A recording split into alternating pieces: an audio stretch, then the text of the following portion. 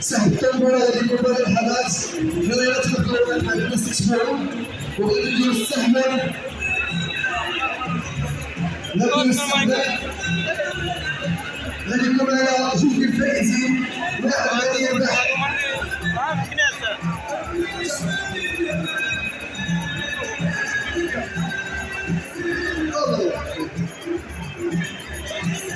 الذي يكون يفوز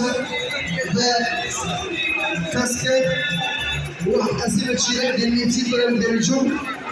الفوز الثاني انت هو يكون السهم الذي يكون فيه قسيمة شراء فيها 1000 درهم ديال الفرماج اللي غادي تاخذوها من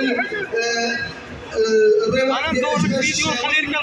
الرقم ديال الرواق ديال أجماش الشام اللي هو 305. إلا ربح معنا غادي يمشي الرواق 305 فين كاين ديك البرودوي الطيبات وغادي ياخذ الربح ديالو يا إما 200 درهم مع تيشيرت ولا 1000 درهم مع كاسكيت. وتبارك عليا مع راسك.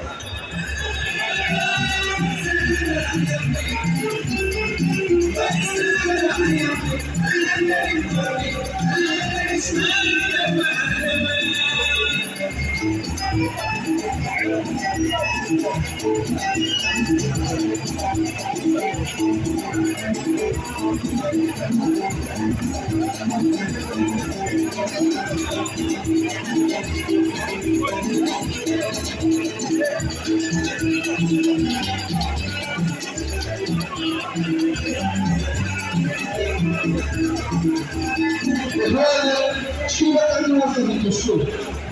ما بقاش صح.